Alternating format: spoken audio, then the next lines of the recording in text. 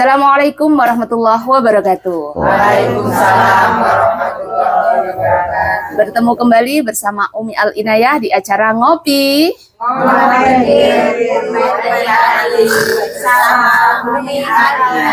Alhamdulillah kita sekarang bisa berkumpul kembali mencari ilmu, tetap masih di Mina ya, Masya Allah. Ini luar biasa tempatnya, dan jamaah dari seluruh Indonesia, ada yang dari Bangka, ada yang dari Jawa Tengah, Jawa Timur, Jawa Barat, dan juga Jambi, juga Palembang, Masya Allah. Mudah-mudahan pemirsa yang ada di rumah dalam keadaan sehat selalu, dan juga khususnya jamaah yang ada di sini sehat selalu. Dan kembali lagi bersama Ustadz Oke. Gimana kabarnya Ustadz? Alhamdulillah baik Umi. Assalamualaikum warahmatullahi wabarakatuh. Waalaikumsalam warahmatullahi wabarakatuh. Ini Ustadz, kita mayoritas ini punya hutang ya, Tat? Ya. Ini. Jadi gimana supaya hutang kita cepat lunas gitu? Baik. Kadang kita sudah berusaha semaksimal mungkin, tapi sudah membayar utang. Nah, ini gimana? Ya, Assalamualaikum warahmatullahi wabarakatuh. Waalaikumsalam warahmatullahi wabarakatuh. Jadi Bapak Ibu sekalian, ini kita langsung saja ya. Sekarang pertanyaan saya kepada Bapak Ibu. Bapak Ibu tuh percaya nggak bahwa setiap permasalahan yang kita hadapi, sebenarnya solusi dan petunjuknya sudah ada di dalam Al-Quran? Berarti, percaya? Berarti ayat-ayat Al-Quran itu sebenarnya kan bukan hanya pengetahuan, bukan hanya sekadar dibaca, harusnya. Ayat-ayat Al-Quran itu adalah Allah turunkan agar Bapak Ibu bisa menjalani, mempraktekkan, dan hasil akhir adalah membuktikan. Benar nggak? Ya. Nah, kenapa Bapak Ibu harus sampai pada tahap membuktikan? Mana akan bisa semakin yakin kalau Bapak Ibu tidak membuktikan ayat-ayatnya? Jelas? Misalnya kasus orang berhutang. Orang berhutang tuh karena dia cukup atau karena tidak cukup? Tidak cukup. Nah, makanya dia berhutang kan? Dalam rangka memenuhi atau untuk mencukupi apa yang dia inginkan. Betul? Nah, padahal pertanyaan kedua, benar nggak bahwa Allah tuh berjanji akan selalu mencukupi keperluan para hamba-hambanya? Betul, Ustadz. Tapi kenyataannya ada yang tercukupi, ada yang tidak tercukupi. Nah, ini di mana masalahnya? Sehingga yang pagi ini kita bahas adalah, ini bagaimana sih caranya kalau kita sudah terlanjur punya hutang, untuk melunasi ke depannya supaya kita tidak berhutang lagi. Kan begitu aja ya? Betul, baik, kita mulai dari surat 11 ayat 6. Silakan. Surat 11 ayat 6.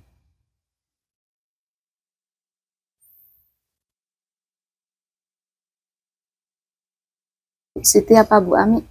Dan tidak satu pun makhluk bergerak atau bernyawa di bumi, melainkan semuanya dijamin Allah rezekinya. Apa? Dan tidak satu pun makhluk bergerak atau bernyawa di bumi, melainkan semuanya dijamin Allah rezekinya. Dijamin itu apa Bapak Ibu? Sudah dicukupi.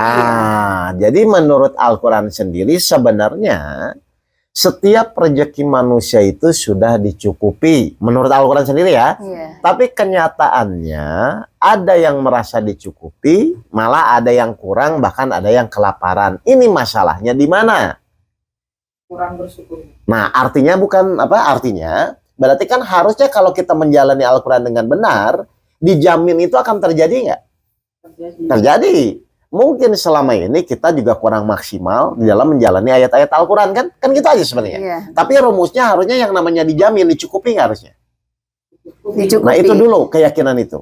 Kok saya belum dicukupi? Nah ayo kita belajar. Jangan-jangan selama ini ya kita menjalani hidup tapi kurang mengikuti aturan-aturan Allah di dalam Al-Quran.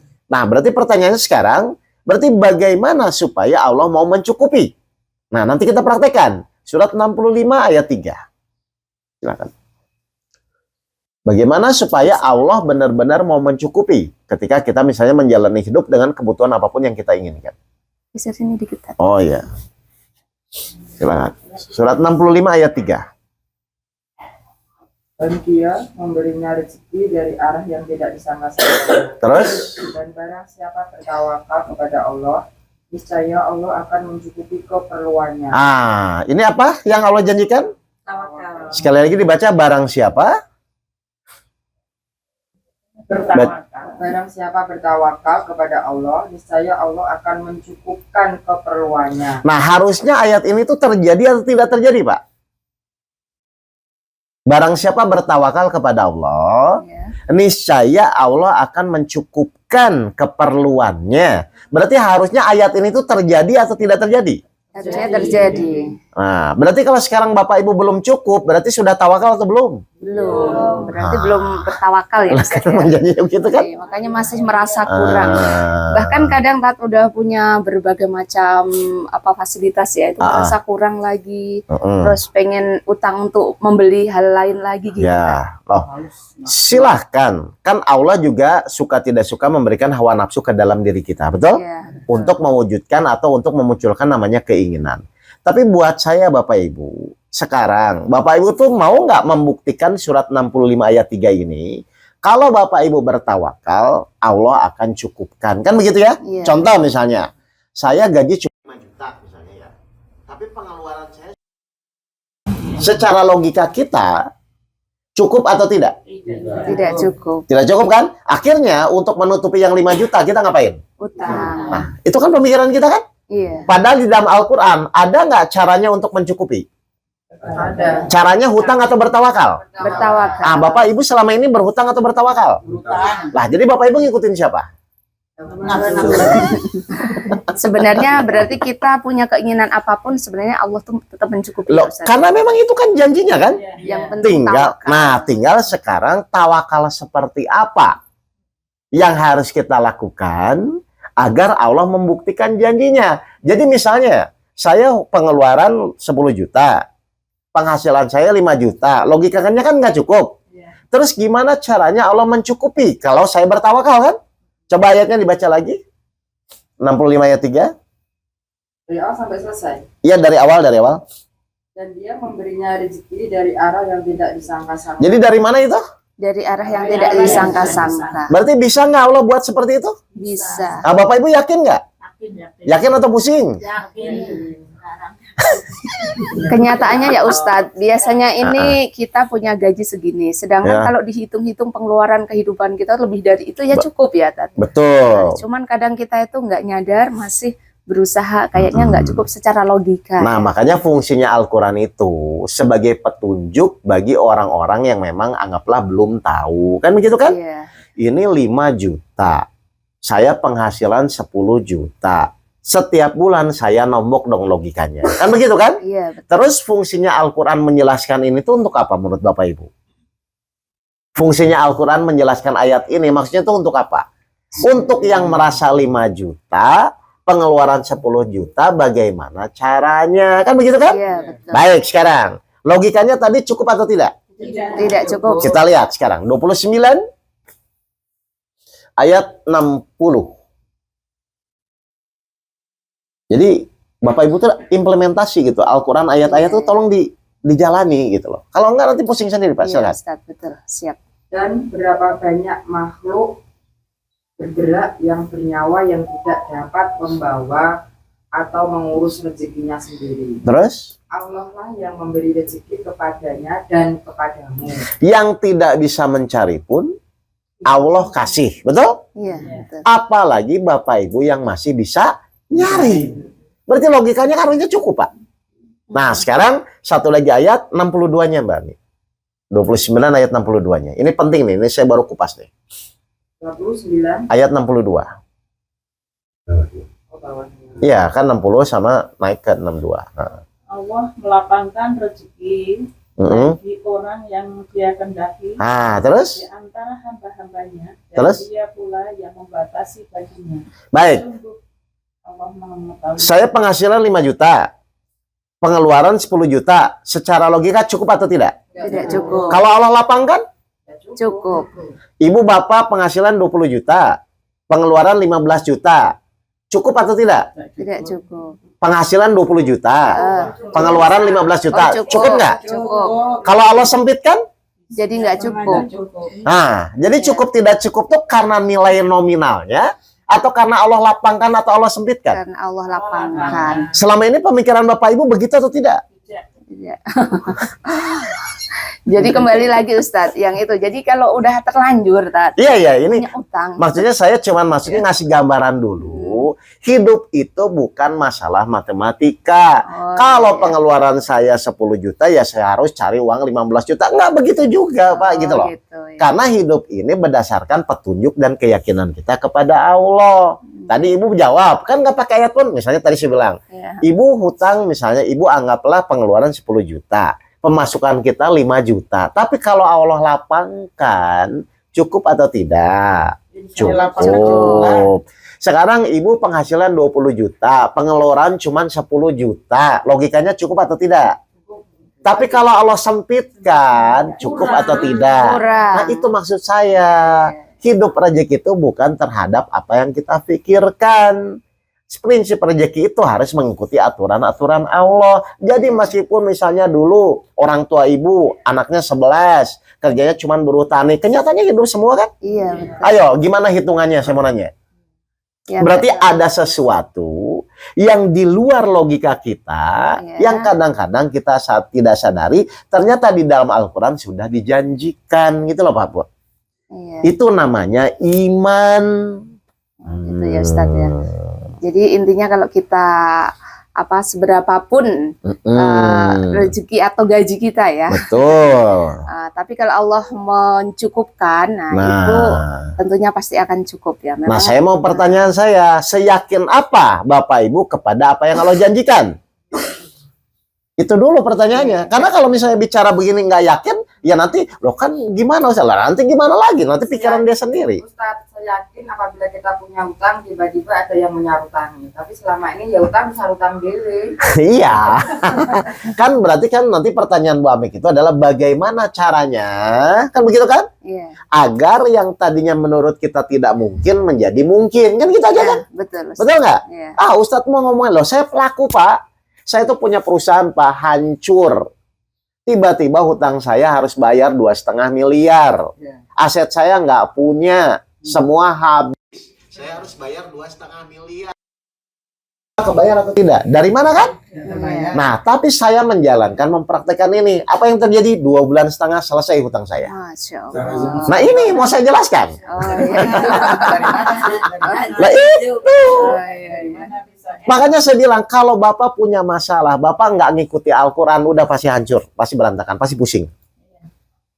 Tolong Al-Quran itu bukan dibaca saja, tapi mulai dipraktekkan ayat demi ayatnya, Umi. Ayo. Caranya Ustaz. Iya, ini saya mau jelaskan. Nggak sabar lagi kayaknya Ustadz ini Bu-ibu. Karena kita punya utang ini. Oke, Ya. baik. Ini saya mau rubah pola dulu ya, Umi ya. Gampang kalau teknik itu gampang, tapi pola berpikirnya harus saya rubah dulu. Oh, Baik. iya, Ustadz. Kita mulai dari surat 19 ayat 8 ayat 9. Ini contoh. Nanti baru kita masuk ke kasusnya. 19 ayat 8 ayat 9. Dia, Zakaria, berkata, "Ya Tuhanku, bagaimana aku akan mempunyai anak, padahal istriku seorang yang mandul, dan aku sendiri sesungguhnya sudah mencapai usia yang sangat tua." Wajar nggak Nabi Zakaria bilang gini? Iya. Nabi Zakaria pengen punya anak, Iya. tapi istrinya mandul. Nabi Zakaria pun sudah tua. Logikanya punya anak atau tidak? Tidak punya anak. Nah, Mengandul. betul ya? Iya. Benar nggak? Setiap manusia itu kalau diberikan masalah, dia selalu berpikir dengan pemikirannya. Iya, betul Ustadz. Betul? Rasional, Ustaz. Iya kan? Emang begitu kan? Iya. Nah, sekarang saya nanya, kita lihat ayat berikutnya. Apa? Kan menurut Nabi Zakaria tidak mungkin kan? Karena istrinya mandul dan dia sudah tua. Terus Allah jawab apa? Allah berfirman, "Demikianlah Tuhanmu berfirman, hal itu mudah bagiku. Sungguh engkau telah aku ciptakan sebelum itu. Padahal pada waktu itu engkau belum berwujud sama Buat Nabi Zakaria mudah atau sulit? sulit." Nah, sekarang saya mau bertanya.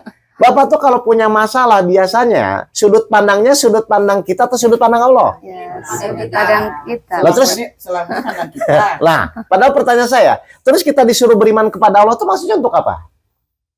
Ya ini yang belum. Kita disuruh beriman kepada Allah selama itu maksudnya untuk apa? Untuk meskipun menurut kita sulit, Tapi kalau kita yakin kepada Allah, kira-kira mudah atau sulit? Mudah. 2,5 miliar kalau menurut saya Pak, bayar hutang 2,5 bulan, mudah atau sulit buat saya? Sulit. Tapi menurut Allah mudah atau sulit? Mudah. Nah, kenapa nggak pakai sudut pandang Allah?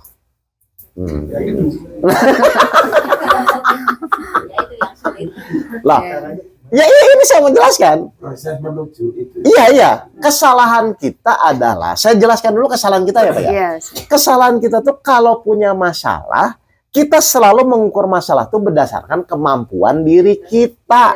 Iya, betul. Ustaz. Akhirnya munculnya nggak mungkin Ustadz, mana bisa, uang dari mana, kan selalu begitu masalahnya. Iya. Mohon maaf, dari selalu begitu tuh dari kapan Ibu tuh begitu? Dari dulu. Dari Ustaz. awal, dari punya kerja.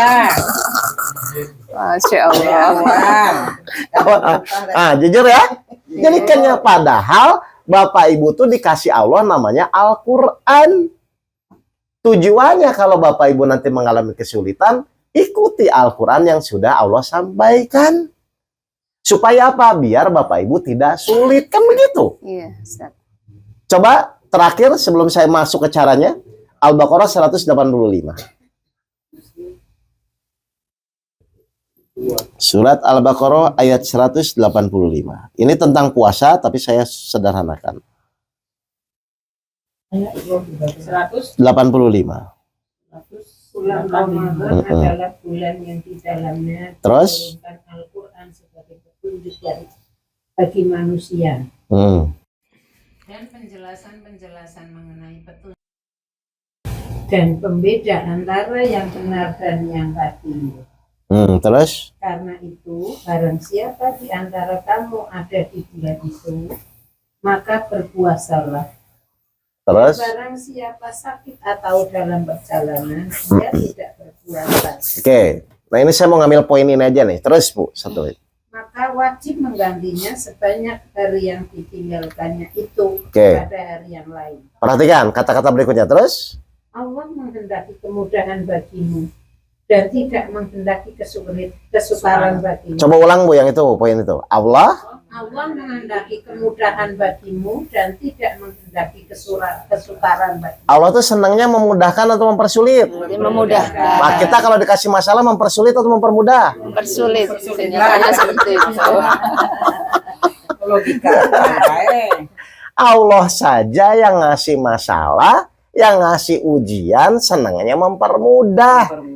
Kenapa Bapak Ibu yang dikasih masalah malah senang mempersulit? Iya, karena belum tahu ya Ustaz. Ustaz tanya Ustaz, Ah. berarti untuk cobaan ujian kan bermacam-macam ya di sini. Ya.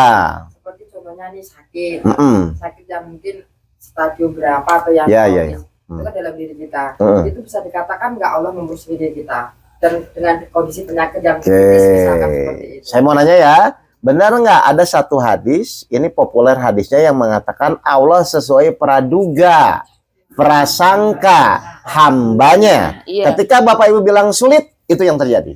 Ketika Bapak Ibu bilang tidak cukup, maka itu yang terjadi. Apabila berat Hati-hati. jadi berat ya. Tadi. Apabila Bapak Ibu bilang berat, maka itu yang terjadi. Makanya Karena penyakit hati-hati. itu kritis pun, Nah. yang akhirnya seorang itu meninggal, Mm-mm. berarti itu nganu. Sudah. Bukan ujian ya, berarti itu memang harus seperti itu Ustaz. Oke, pertanyaan saya, berarti tinggal pilihannya. Kalau nanti ujung-ujungnya meninggal, tinggal saya balik. Meninggalnya dalam keadaan yakin atau dalam keadaan khawatir terhadap penyakitnya. Biasanya yang yakin atau yang khawatir? Silahkan dijawab masing-masing. Toh sama-sama meninggal kok. Yakin tetap meninggal, khawatir pun tetap meninggal. Jadi yang bahasan masalah sakit besok ini ya. Nah. Ini ada khusus. Nah, sekarang masalah utang Oke, itu. saya ceritakan langsung ya. Masalah saya aja ya Pak ya. Nggak usah masalah orang lain. Jadi tahun 2008 itu, saya kan berhutang 2,5 miliar Pak Haryanto. Dan harus diselesaikan dalam 2,5 bulan. Lalu, saya kan alhamdulillah bertemu guru saya. Namanya Kiai Antono. Saya bilang, Pak Guru ini saya punya hutang 2,5 miliar. Mas Oke punya aset? Nggak ada. Terus kira-kira bagaimana cara membayarnya? Saya udah nggak ngerti Pak Guru. Saya buntu, saya bilang. Nah, ini kata kunci yang selalu sampai saya ingat sampai hari ini Bapak Ibu. Silakan perhatikan ya. Iya. Guru saya nanya, misalnya Mas Oke berapa hutangnya? 2,5 miliar. Terus saya, Antono, hutangnya 5 juta. Dia nanya kepada saya, Pak, Mas Oke hutang 2,5 miliar, saya misalnya hutang 5 juta. Kira-kira menurut Mas Oke, yang lebih cepat mana dilunas yang mana? Saya jawab yang mana? 5 juta. Nah, saya jawab semua sama. Iya. Saya bilang 5 juta. Guru saya bilang salah. Padahal menurut Bapak Ibu, jawaban saya salah atau benar? Benar, Ustaz. Tapi guru saya bilang salah. Makanya masalah Mas Oke nggak selesai-selesai. Loh, saya bilang salahnya di mana? Baik, Bapak Ibu silakan bantah ya. Kalau 5 juta tidak ditolong Allah, 2,5 miliar ditolong Allah, kira-kira yang lebih cepat lunas yang mana? Yang ditolong Allah. Yang ditolong Allah. Terus kenapa tadi Bapak Ibu bilang yang 5 juta? Ya hutang sedikit. Nah, Secara logika. makanya saya bilang, betul, kesalahan manusia itu adalah kita sering mengukur masalah berdasarkan logika kemampuan kita. Padahal mau 5 juta, mau 2,5 miliar, kalau Allah nolong beres atau tidak, Pak? Beres. Berarti sekarang tinggal fokusnya bukan bagaimana kecil atau besarnya. Fokusnya itu gimana ketika saya punya masalah agar kita selalu ditolong Allah. Kan begitu harusnya, Pak. Iya.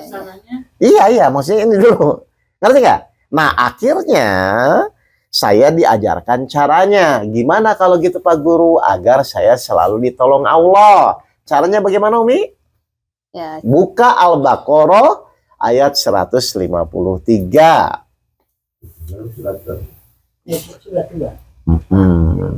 Balik ke metode awal ini.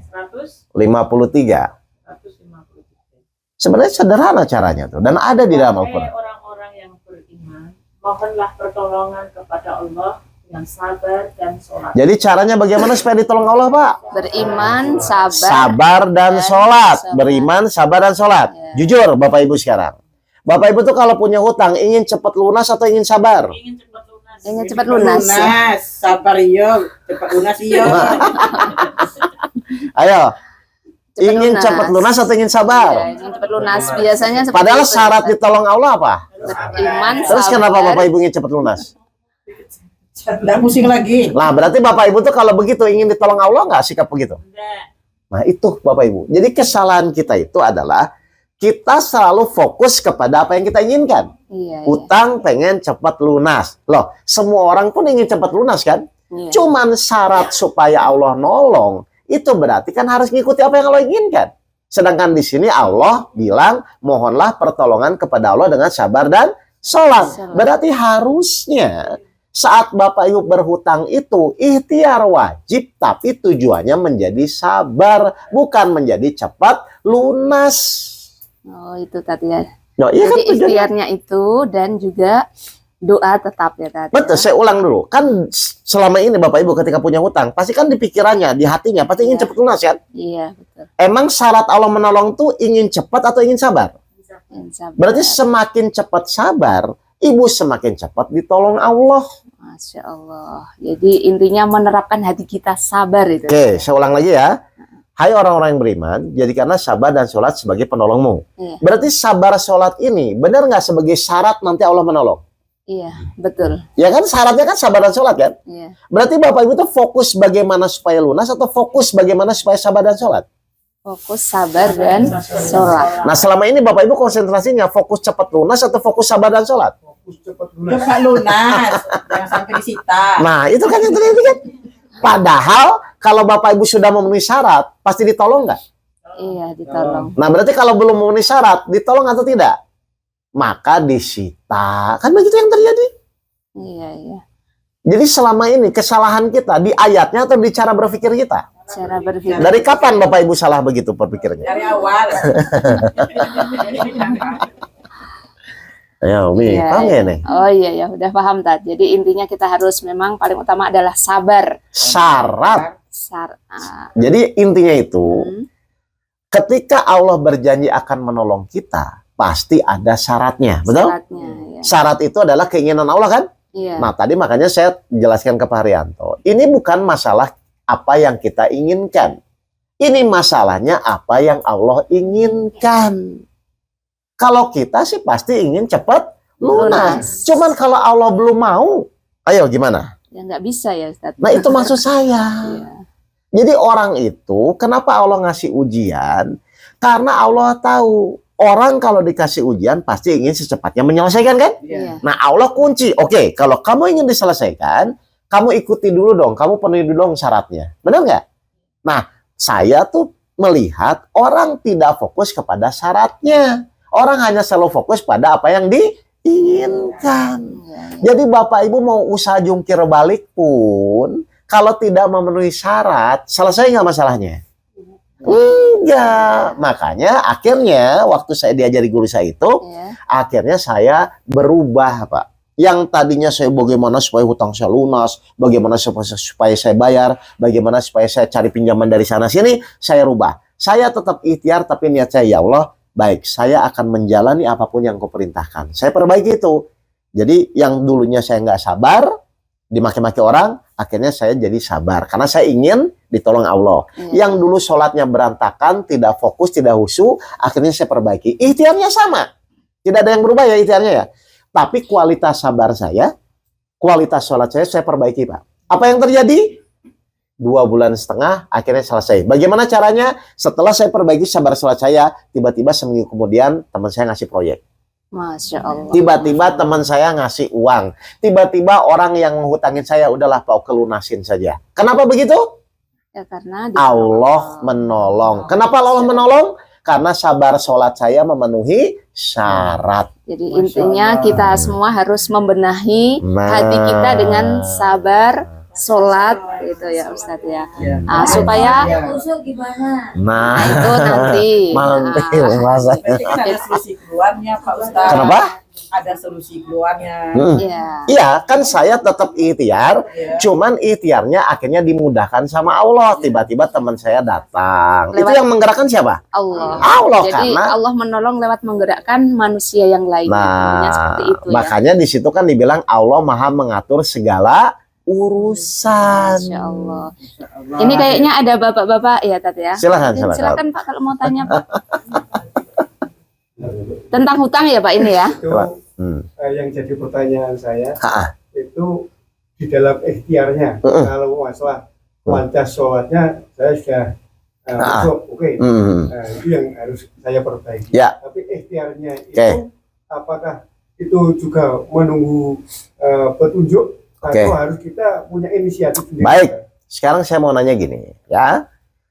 Yang namanya petunjuk itu dari kita atau dari Allah? Dari Allah. Dari Allah. Baik. Tadi buka lagi ayatnya Al-Baqarah 153. Bagus, Pak.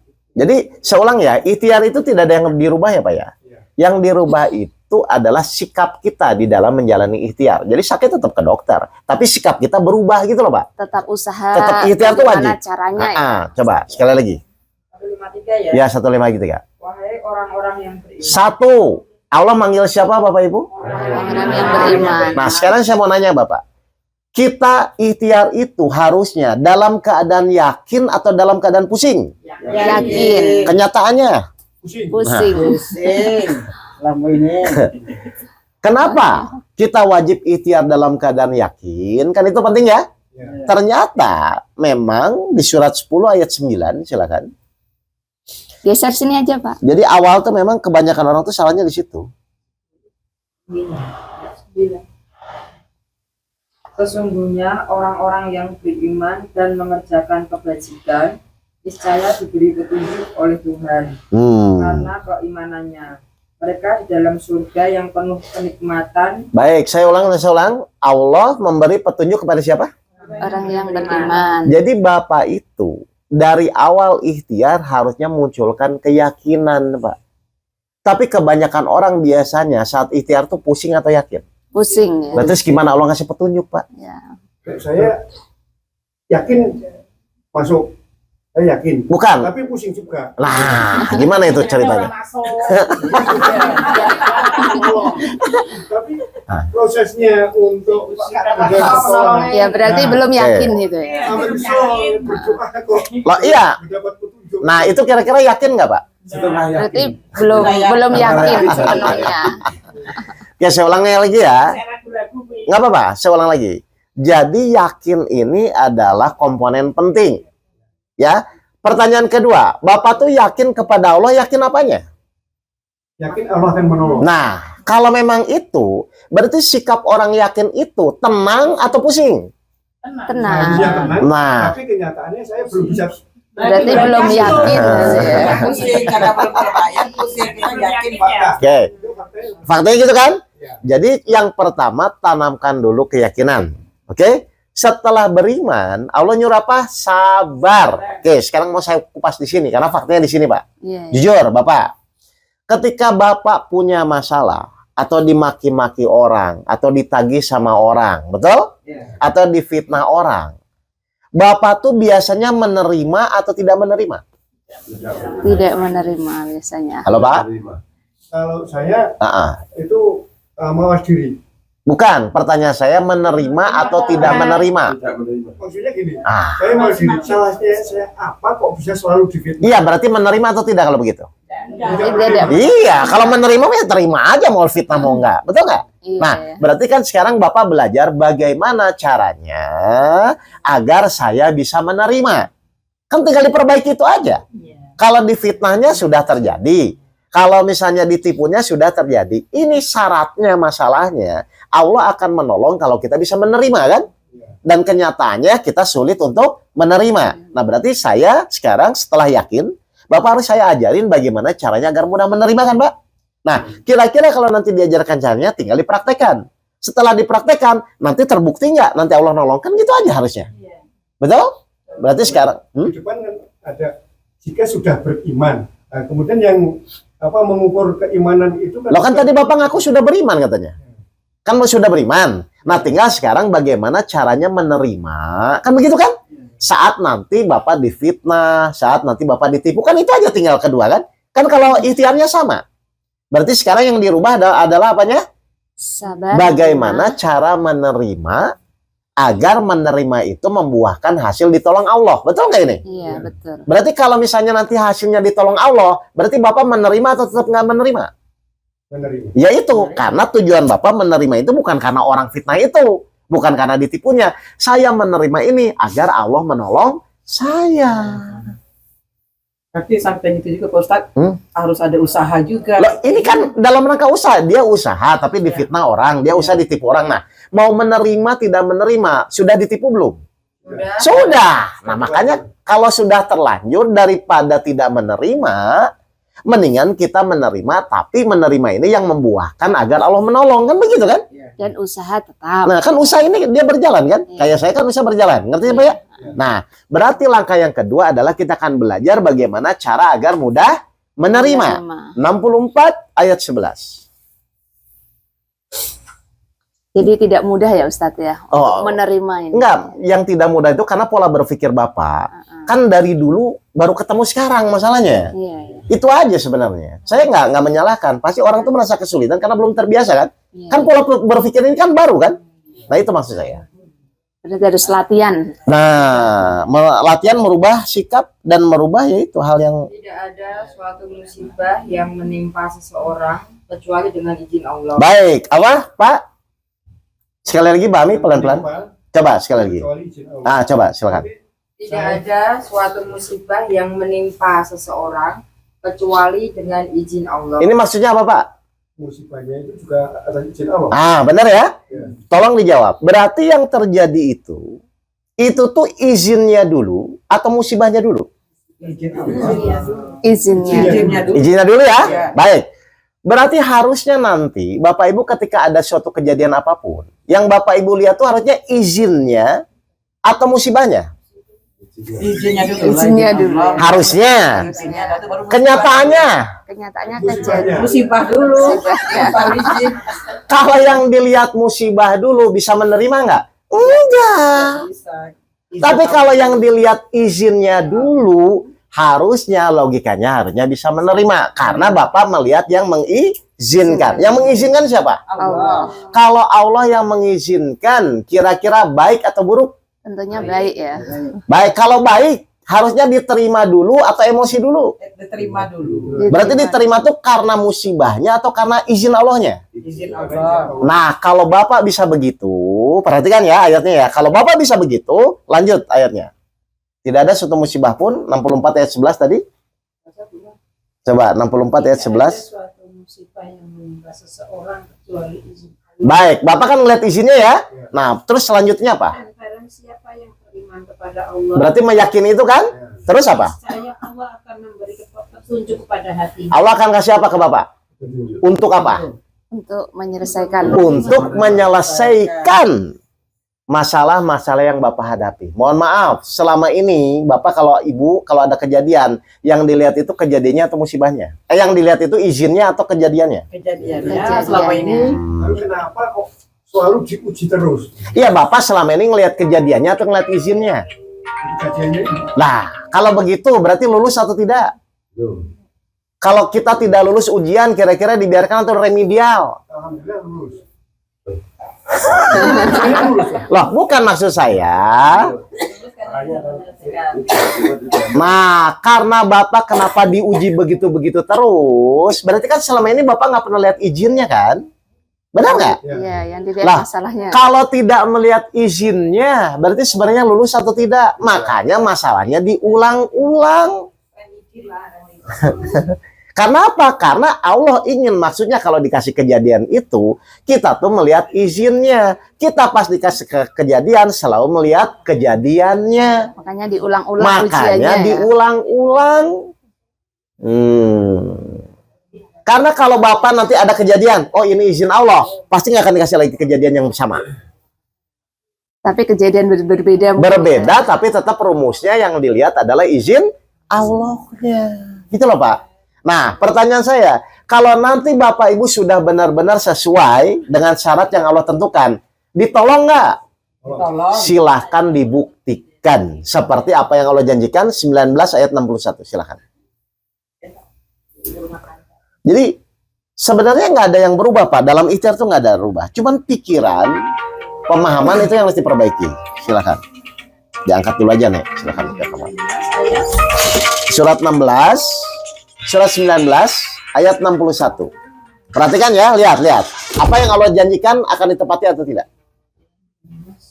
19 ayat 61.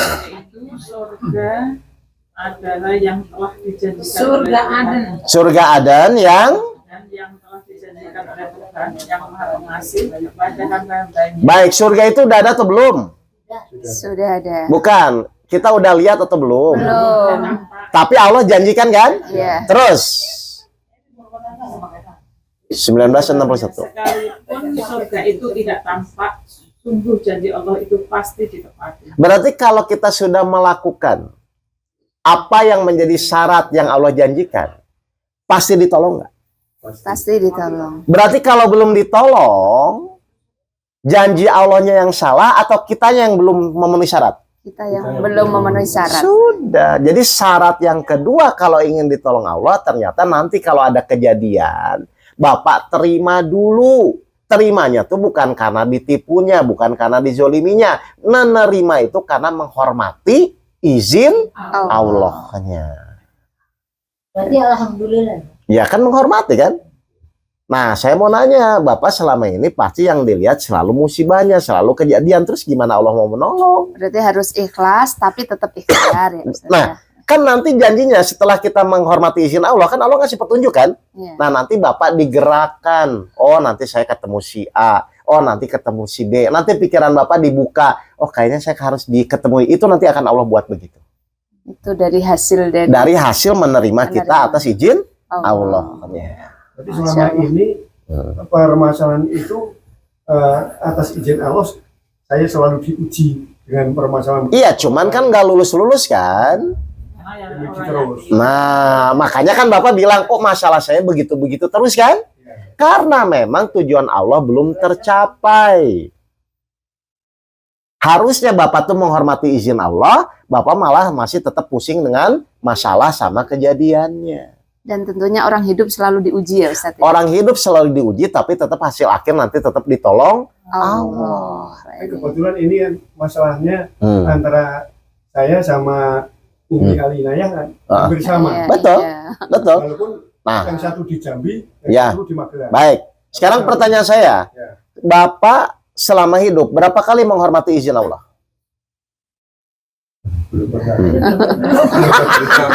Lo kok belum pernah ingin selesai gitu loh? Saya ingin selesai Om. minanya saja selalu ingin selesai. Iya, tapi kalau isinya tidak dihormati, memenuhi syaratnya? Tidak. Lah tidak. Harus ada syarat. Kan ada syaratnya. Kayak kita mau buat SIM, syaratnya apa? KTP. Mau bapak nangis-nangis pun kalau nggak ada KTP ya tetap nggak akan buat. Nembak ya nembak, masa kalau nembak? Ya, jadi kemarin tuh tetap selesai ya. Ya, Tapi diulang lagi. karena tujuan Allah maksudnya biar orang tuh oh ini tuh izin Allah. Jadi bapak tuh menerima bukan karena keadaan, menerima tuh dengan kesadaran bahwa oh ini karena Allah yang mengizinkan, saya terima. Gitu loh Pak maksudnya Pak. Hanya merubah ijab kabulnya aja. Kan bapak mau nerima nggak nerima juga tetap menerima kan menjalani itu kan. Nah sekarang tolong ditambah menerimanya karena menghormati Allahnya. Gitu. Jadi intinya Ustadz kalau kita punya hutang, ya hutang biar cepat selesai, Ya. berarti tadi harus kita Menerima dulu kejadian ini atas izin Allah, ikhtiar tetap. Nanti ikhtiarnya Bapak Ibu akan dibimbing Allah karena Allah janji ngasih petunjuk. Dan memperbaiki sholatnya. Nah, nanti tentunya sholatnya ya, kan Ustadz. ada. Dan imannya atau kepercayaan kita kepada Allah itu ditingkatkan. Insya Allah Betul. cepat gitu ya. Jadi intinya pemirsa yang ada dimanapun Anda berada dan juga ibu bapak yang ada di sini, nah intinya kita tingkatkan iman kita kepada Allah. Percaya bahwa Allah itu pasti menolong dalam segala ujian cobaan karena semua sudah diizinkan oleh Allah. Itu pertama. Yang kedua, kita menerima, hadapi dengan sabar, ikhlas dan juga tingkatkan ibadah kita. Intinya seperti itu. Insya Allah bagaimanapun caranya Allah akan menolong lewat jalan apapun. Ya. Ini kayaknya ada Bapak yang mau Silakan Pak Budi. Ya. Terima kasih Ustaz. Assalamualaikum warahmatullahi Waalaikumsalam warahmatullahi wabarakatuh. Membantu saudara saya. Ah. Kebetulan saudara saya juga suami istri yang suaminya bekerja, istrinya ibu rumah tangga. Karena ingin membantu keuangan suaminya, Ya. istrinya membuka usaha. Betul. Dalam perjalanannya itu ternyata harapannya tidak sesuai, Ya. sehingga tidak berhasil. Ya. Nah, akhirnya terjebak hutang. Sampai sekarang itu sudah hampir 3 atau 4 tahun sampai sekarang belum selesai. Ya. Saudara saya itu juga kepada saya bagaimana cara agar bisa Melunasi. melunasi. Bahkan ketika saya berangkat itu nitip doa supaya hutangnya bisa cepat lunas. Betul. Saya ketika nanti pulang itu selain saya di sini juga berdoa, saya ketika pulang nanti juga akan membantu jalan keluarnya. Ya. Untuk bisa membantu itu jangan bagaimana? Suruh share YouTube saya aja. Kan si YouTube saya ada tuh yang solusi permasalahan kehidupan. Itu saya menjelaskan detail tuh Pak, bagaimana iman yang benar, sabar yang benar, sholat suruh dengerin dulu. Nanti setelah dengerin kalau kurang jelas nanti WA saya atau telepon saya. Kan saya juga di mana Pak saudaranya? Di Semarang. Lah saya kan sering kajian di Semarang nanti ketemu aja. Nah, bisa langsung datang di pesantren kilat ya kan ya. Ini Masya Allah. Terus yang kedua, ada 3 orang yang berhutang kepada saya. Yang 2 orang itu bagus. karena saya melihat tidak memiliki potensi untuk mengembalikan. Akhirnya saya ikhlaskan. Itu saudara. Kemudian ada satu lagi yang besar. Saya kenal, ya bukan saudara tapi saya kenal. Dia pinjam uang pada saya bulan Oktober. Ya sampai sekarang. Bulan November. Sebelum 1 bulan mau dikembalikan. Ya. Setelah saya pulang umroh, saya tagih. Ya. Dia les. Ya. Les. Dan setiap bulan sesuai dengan janjinya dia mau mengembalikan. Ya. Saya tagih juga. Sampai sekarang saya mau berangkat itu. Belum dibayar. Belum. Oke. Belum dikembalikan. Bagaimana caranya? Kalau dari bulan Oktober kan sudah 7 bulan. Ya. Sampai sekarang. Oke. Bagaimana caranya ya? Ya. Al-Baqarah 280 silakan. Nanti Bapak praktekkan ini ya. Al-Baqarah 280. Ya, surat 2 ayat 280. Dan jika orang beruntung itu dalam Sekali lagi. Yang keras Bu. Dan jika orang beruntung itu dalam Berutang, kok beruntung? Berhutang. Makanya, dan jika orang berutang itu dalam kesulitan, maka berilah tenggang waktu sampai dia memperoleh kelapangan. Terus? Dan jika kamu menyedekahkan, itu lebih baik bagimu jika kamu mengetahui. Baik, saya mau bertanya nih Pak. Nanti dulu jangan ditelan mentah-mentah. Ya. Jika kamu berhutang, jika ada orang yang berhutang kepadamu, kalau dia dalam kesulitan, Bapak sudah melakukan kan? Iya. Kasihlah tenggang waktu. Ya, itu satu poin. Tapi kalau misalnya kamu berikhlas menyedekahkan, maka itu lebih baik bagimu. Ini yang berfirman siapa? Allah. Tolong dijawab. Ini ayat secara logika, merugikan atau menguntungkan? Merugikan kan? Tapi pertanyaan saya, mungkin nggak Allah membuat ayat merugikan kita? Nggak mungkin. Oke, perhatikan. Sekarang, kalau dia mengalami kesulitan, Bapak sudah ngasih tangguh. Terus kalau dia tidak mau membayar, terus Allah nyuruh ikhlaskan. Pertanyaan saya, tapi dia tetap punya hutang nggak Pak? Tetap punya utang. Tetap. Terus disuruh mengikhlaskan kemana? Maksudnya Allah itu adalah Bapak ikhlaskan hati Bapak kepada Allah. Tapi orang yang punya hutang tetap punya hutang ya. Nagih tetap nagih ya. Ya Allah, kalau memang ini masih rezeki saya, maka tolong mudahkanlah. Tapi kalau memang ini bukan rezeki saya, tolong ikhlaskan hati saya. Ikhlaskan hati ya. Hati, Bukan bukan ikhlaskan utang hutangnya ya. tetap hutang. Oh, Ngerti nggak Pak? Iya, iya. Nah, biasanya kalau Bapak sudah mengikuti itu, biasanya Allah bolak-balikan hatinya untuk bayar. Yang pertama. Atau yang kedua biasanya Allah buat rezeki dari jalan mana saja yang sejumlah nilai itu untuk membayar hutang Bapak. Kalau memang Bapak sudah ikhlas. Setan nggak mau ini. Makanya setan buat Bapak terus mikirin itu. Akhirnya kesel, meskipun kadang-kadang mulutnya bilang ikhlas, tapi tetap aja nggak bisa ikhlas. Kan begitu kan Pak? Iya. Padahal kata kuncinya maksudnya ikhlaskan hati kita kepada Allah dulu. Oh gitu. Makanya saya bilang kalau kita nggak ngerti Al-Quran, itu kita jadi pusing sendiri. Iya. Jadi ini dia tetap punya hutang ya Pak ya? Bapak tetap nagih ya? Tapi hati Bapak ya Allah silahkan. Kalau memang ini rezeki saya, tolong mudahkan. Kalau tidak saya ikhlaskan. Pertanyaan saya, kalau kita mengikhlaskan kepada Allah, Allah biarkan atau Allah ganti? Allah ganti. Makanya pilihannya nanti biasanya solusinya itu dua. Dia dibolak-balikan hatinya untuk bayar, atau Bapak bisa diambil dari kejadian atau rezeki yang lain yang senilai itu dan itu akan dibayar oleh Allah. Berarti Allah ganti rezeki dari jalan lain ya Ustaz? Karena kan Bapak udah ngikuti. Iya, iya. Ustadz, kalau semama mendoakan ya Allah mudah-mudahan orang yang utang itu bisa segera bayar ke Wah, saya jadi gitu. ngatur lagi. Pokoknya Ngatur. kalau itu rezeki saya, kan iya, udah betul. gitu katanya. Iya. Kan ikhlas kepada Allah. Iya.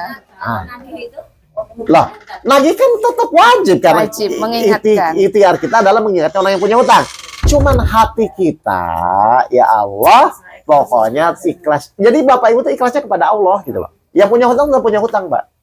Makin tetap utang. Jadi ini tuh yang dirubah hatinya, Pak. Karena Allah tuh kan melihat, coba saya mau nanya, ujian itu sebenarnya keadaan atau masalah hati? Masalah hati. 33 ayat 11. Jadi Bapak harus paham ini benar ya.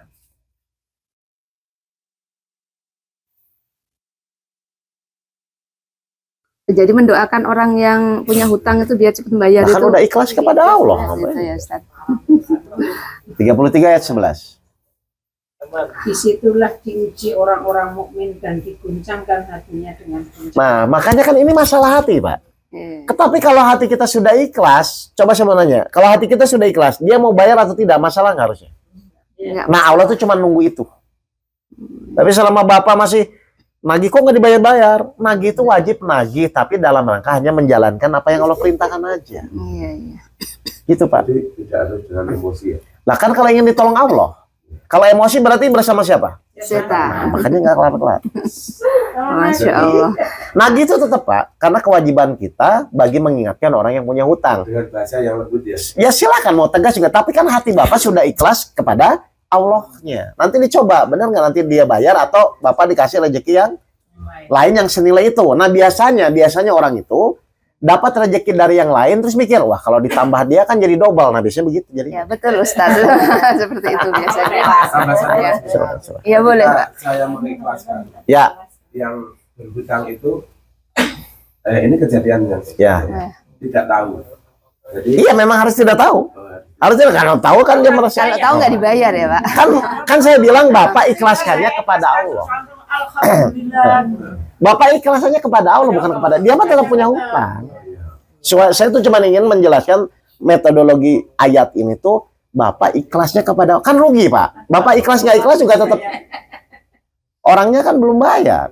Gitu. Ya mungkin yang kita punya hutang ya Pak ya, Ustadz ya, yang punya hutang ya ini mudah-mudahan bisa segera kebayar semua dengan merubah mindset ya. Pokoknya kalau hati Bapak sudah ikhlas karena Allah, Ya. Allah pasti ganti kok, nggak mungkin kan? Masya Allah. Nah ini apabila kita Hatinya. menghutangi ya. Nah, jadi mudah-mudahan pemirsa dimanapun Anda berada dan Bapak Ibu yang ada di sini hutangnya cepat lunas. Tapi jangan hutang lagi Bu ya. Ini. Nah, karena kalau sudah hutang lunas biasanya mikir lagi hutang lagi untuk beli ini lah ini. Insya Allah ketika kita berpikir bahwa kita Allah tuh mencukupi, nggak usah mindset hutang-hutang itu Insya Allah akan cukup. Ini. Nah, kalau bisa itu berpikir kita akan membangun amanah itu. Karena kalau sampai kapanpun tadi ya, sampai kadang meninggal pun kita masih punya utang ya. Mudah-mudahan yang menonton video ini bisa nggak punya utang, utangnya segera terbayar dan sudah lunas semuanya. Pokoknya Allah selalu mencukupi apapun keinginannya. Selamat, bahagia dunia akhirat.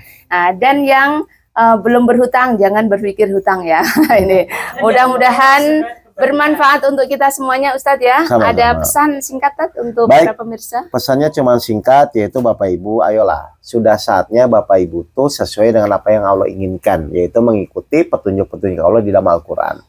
Toh kalau mikir sendiri nanti Bapak Ibu pusing sendiri. Lebih baik saran saya, karena sudah ada petunjuknya, tolong mulai ikuti petunjuknya. Jadi nanti kalau ada masalah tuh ini menurut Al-Qurannya bagaimana ya. Bukan mikir-mikir sendiri. Udah begitu aja. Ya, karena kalau mikir sendiri jadi pusing sendiri ya. Ya kalau benar.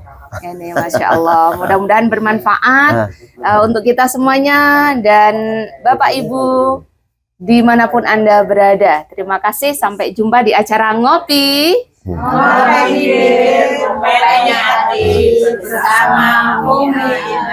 Terima kasih. Assalamualaikum warahmatullahi wabarakatuh. Waalaikumsalam warahmatullahi wabarakatuh.